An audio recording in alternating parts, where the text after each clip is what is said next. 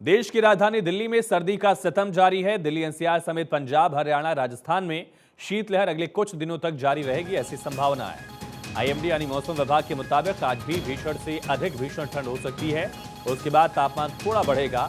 अगले हफ्ते में ठंड से आंशिक राहत मिलने की संभावना। फिलहाल बढ़ती ठंड को देखते हुए दिल्ली एनसीआर समेत कई इलाकों में पूरे उत्तर भारत में चल रही शीतलहर को देखते हुए स्कूलों की छुट्टियां बढ़ाई गई।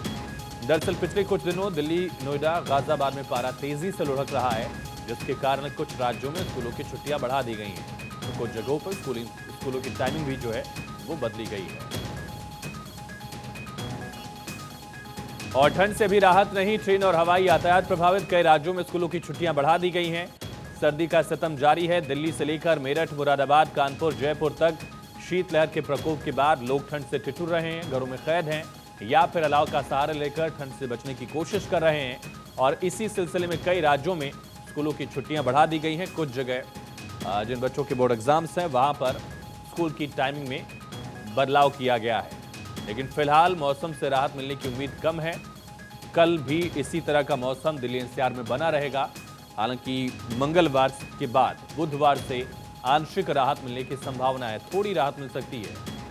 और ये 5 तस्वीरें आपको दिखाते हैं। देखिए, सबसे पहली तस्वीर राजधानी दिल्ली की। लोग अलाव के सहारे ठंड भगाने की कोशिश कर रहे हैं। पश्चिमी उत्तर प्रदेश के 2 शहर मेरठ और मुरादाबाद, जहां शीतलहर का प्रकोप है। मुरादाबाद में विजिबिलिटी बेहद कम है, ऐसे में सड़क पर चलने वाले लोगों के लिए खासी दिक्कत। और मेरठ में भी लोग चाय से या फिर अलाव से आग के जरिए ठंड से बचने की कोशिश कर रहे हैं। और सेंट्रल यूपी की बात की जाए, कानपुर की तस्वीर आप देखिए। कानपुर में भी कमोबेश हालात यही हैं, ठंड से लोग ठिठुर रहे हैं। राजधानी जयपुर, राजस्थान में लोग पेट्रोल पंप पर, अलग अलग जगहों पर ठंड से बचने की कोशिश करते हैं। की राजधानी दिल्ली सहित उत्तर भारत के कई राज्यों में कड़ाके की ठंड पड़ रही है। इस वक्त मैं कर्तव्य पथ पे मौजूद हूं। आप देख सकते हैं दिल्ली के आसमान में अगर नजर आपके जाएगी तो आपको साफ तौर से फॉग भी दिखेगा, साथ ही दिल्ली के आसमान में स्मॉग भी है।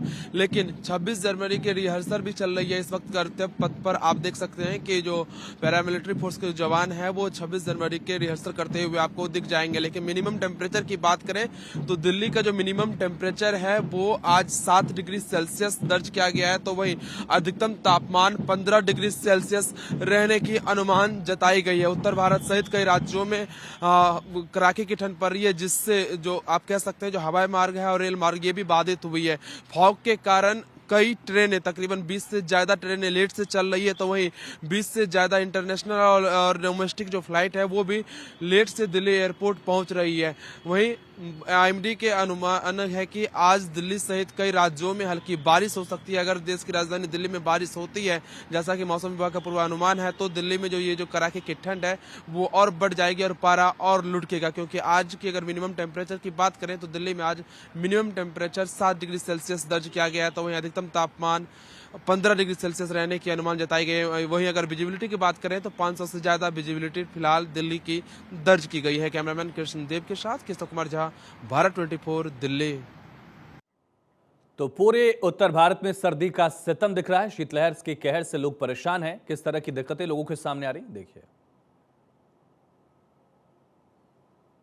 बहुत ठंड है, बहुत कोहरा है, आने जाने में बहुत प्रॉब्लम हो रही है। न लकड़ी की व्यवस्था है, न अलाव की व्यवस्था है चौराहे पे बरहना। ठंडी बहुत है, कोहरा पड़ रहा है, सर्द हवाएं भी चल रही हैं और स्कूल की भी छुट्टी हो गई है।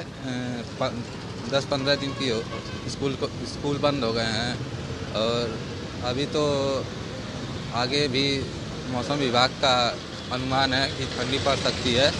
2-3 दिन बारिश हुई थी। भाई साहब, ठंडी तो आप देख ही रहे हैं, ठंड बहुत ज़्यादा है, कोहरे का माहौल है, जिसके कारण सभी वाहन अपने अपने स्थान पे खड़े हुए हैं। हम लोगों को कोहरे में चलने में काफ़ी दिक्कतें हो रही हैं। ये आप देख ही सकते हैं कोहरा का माहौल क्या है। और ठंड तो इतनी है कि गरीब बेचारे कैसे गुजारा कर रहे हैं, बस आप यही जानिए। तो प्रयागराज में ठंडी बहुत है, आने जाने में दिक्कत है, कोहरा बहुत ज़्यादा है। खास करके जो लोग ट्रैवल कर रहे हैं उनके सामने कई तरह की मुसीबत है। तमाम जानकारी के साथ हमारे सहयोगी देश के अलग अलग हिस्सों से कनेक्ट हैं। राजधानी उत्तर प्रदेश लखनऊ से हमारे साथ एहतशाम सिद्दीकी, आदर्श सिंह अयोध्या से, दिल्ली से केशव झा और सैयद तजमुल श्रीनगर से हमारे साथ जुड़े हुए हैं। सबसे पहला रुख एहतशाम आपका करेंगे, किस तरह से लखनऊ में सर्दी का सितम है, तापमान क्या है और मौसम विभाग का क्या कहना है? देखिए, लखनऊ के तापमान में काफी गिरावट आई है। मौसम विभाग ने पहले ही चेतावनी दे दिया था कि पूरे उत्तर भारत के साथ साथ यूपी का भी मौसम काफी सर्द रहने वाला है और जिस तरह से पहाड़ी इलाकों से ठंडी हवाएं यूपी में प्रवेश कर रही हैं, इससे तापमान और गिरेगा।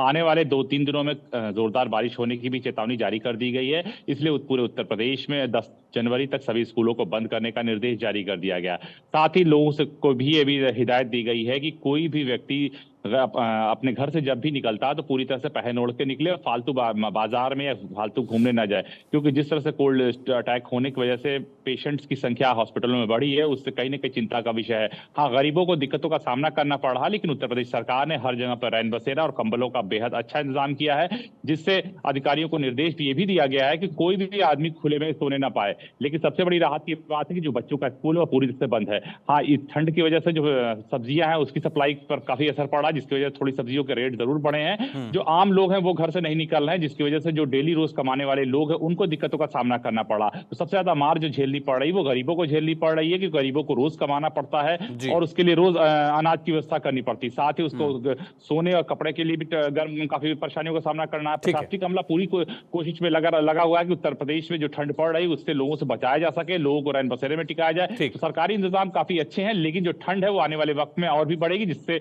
लोगों को काफी मुश्किलों का सामना करना पड़ेगा। जी बिल्कुल, एहतशाम बने रहिए। आदर्श, अयोध्या में क्या स्थिति है, क्योंकि श्रद्धालु भी लगातार वहां पहुंच रहे हैं, इंतजाम कितने किए गए हैं वहां श्रद्धालुओं के लिए? देखिए, बिल्कुल पिछले कई दिनों से लगातार कोहरे और बादल की वजह से अयोध्या के भी मौसम जो है उसमें काफ़ी तापमान में गिरावट देखी गई थी। लेकिन आज की बात करें तो आज का अभी के तापमान की बात करें तो 17 डिग्री सेल्सियस अभी का तापमान है। हालांकि आज धूप भी निकली हुई है, इससे कुछ राहत अयोध्या में आने वाले जो श्रद्धालु हैं उनको, अयोध्या वासियों को ज़रूर मिली है। लेकिन इसको लेकर भी अगर प्रशासन की तरफ से इंतजाम की बात करें तो कई जगहों पर अलाव जलवाए गए हैं। साथ ही साथ जो दर्शनार्थी श्रद्धालु यहाँ पर मंदिर के दर्शन के लिए पहुँच रहे हैं उनको किसी तरीके की दिक्कत ना हो, इसको लेकर बाकायदा जो मेडिकल कैंप्स हैं, अस्पताल हैं, उनमें खासतौर पर निगरानी रखने के लिए, साथ ही साथ डॉक्टरों को एक्स्ट्रा ड्यूटी करने के लिए भी निर्देश दिए गए हैं। यानी निश्चित तौर पर न सिर्फ श्रद्धालुओं की सुविधा बल्कि इसके साथ साथ ठंड की वजह से कोई परेशान ना हो, इस बात का भी ख्याल रखा जा रहा है। बिल्कुल। और श्रीनगर में क्या स्थिति है तजम्मुल? खास करके हम देख पा रहे हैं कि दिल्ली से ज्यादा सूरज श्रीनगर में दिख रहा है, क्या तापमान वहां?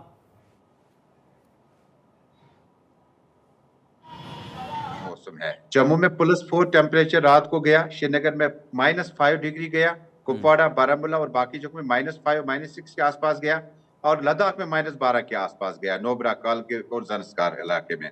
लेकिन जम्मू कश्मीर में इस मौसम ने सियासत पे भी गहरा असर डाला। कल अमित शाह से दौरे से पहले जेपी नड्डा का दौरा, जम्मू में फ्लाइट्स लैंड नहीं कर सकी डेनिस फॉग की वजह से। जेपी नड्डा साहब का टूर जम्मू का जो था वो आखिरी वक्त में बीजेपी कार्यकर्ता इंतजार करते रहे, लेकिन मौसम खराब होने की वजह से, डेनिस फॉग वजह से वहां पे लैंड नहीं कर सका। अब 9 जनवरी को गृह मंत्री अमित शाह का दौरा है और ऐसा लग रहा है कि वो जम्मू में लैंड कर पाएंगे या नहीं, मौसम बहुत ज्यादा अच्छा नहीं है। लेकिन इस बीच में जो ये गहरी धूप आप श्रीनगर में देखते हैं, ये मुझे लगता है कि 20-25 वर्षों के बाद मौसम में इतना बड़ा परिवर्तन है। और जिस जगह मैं अभी खड़ा हूं श्रीनगर इलाके में, यहाँ इस जगह पर अभी 2 से 3 फुट बर्फ हुआ करती थी, जो बीते वर्षों में अब नया रिकॉर्ड बन रहा है, क्योंकि जनवरी का अब दूसरा हफ्ता शुरू हुआ चाहता है और बर्फबारी का नामो निशान नहीं है।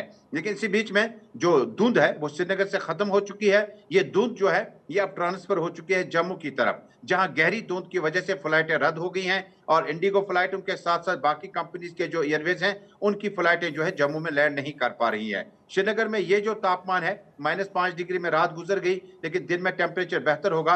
मौसम बहुत ज्यादा खूबसूरत है, लेकिन पर्यटकों के लिए बड़ी अच्छी खबर नहीं है, क्योंकि गुलमर्ग, पहलगाम, यूसमर्ग में नई बर्फ नहीं पड़ी। हालांकि ऊपरी इलाकों में बीते महीने ही बर्फबारी हल्की सी पड़ी थी, लेकिन अभी भी श्रीनगर शहर जो है पहली बर्फबारी का इंतजार कर रहा है। इस तब्दीली में, मौसम में बदलाव के पीछे क्या कारण विभाग की तरफ से बताया जा रहा था तजम्मुल? क्या कि क्लाइमेट चेंज का असर है या एक जो आमतौर पर किसी बड़े फैक्टर को हम देख रहे हैं?